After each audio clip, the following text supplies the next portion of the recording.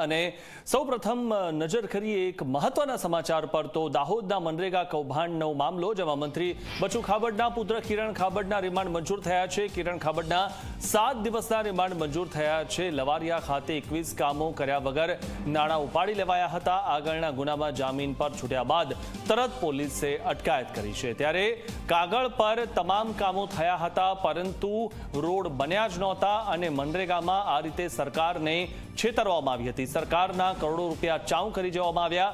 2021 થી આ કૌભાંડ ચાલતું હતું। દેવગઢ બારિયાના લવારિયા ગામમાં કામો ના થયા હોય તેમ છતાં ખોટા બિલો મૂકી અને પેમેન્ટ ચૂકવણું થયું હોય તે પ્રકારનું કન્ટેન્ટ હતો। જે અન્વયે તપાસ કરતા પૂરતા પુરાવા આધારે કિરણ ખાબડ નામના વ્યક્તિની ધરપકડ કરી છે। આજે નામદાર કોર્ટમાં પ્રોડક્શન કરતા અને રિમાન્ડની માંગણી કરતા દિન 7ના રિમાન્ડ મળ્યા છે અને તપાસ હાલમાં ચાલુમાં છે।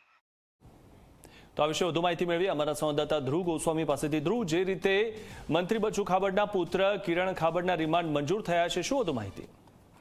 ચોક્કસથી મનરેગા કૌભાંડનો જે મામલો છે તે દિવસે અને દિવસે વેગ પકડતો જઈ રહ્યો છે। મંત્રી પુત્ર કિરણ ખાબડના ગઈકાલે રાત્રે જે છે તેની ધરપકડ કરવામાં આવી હતી। તેના રિમાન્ડ જે છે તે અત્યારે મળી ગયા છે। દાહોદ કોર્ટ દ્વારા અત્યારે તેના 7 દિવસના રિમાન્ડ મંજૂર કરી દેવા છે। સૌથી મોટી વાત એ છે કે ગઈકાલે મંત્રી પુત્ર પર ફરી એક ફરિયાદ નોંધાઈ હતી અને ત્યારબાદ આજે એને કોર્ટમાં રજૂ કરવામાં આવ્યો હતો। જી આભાર ધ્રુવ, માહિતી આપવા બદલ।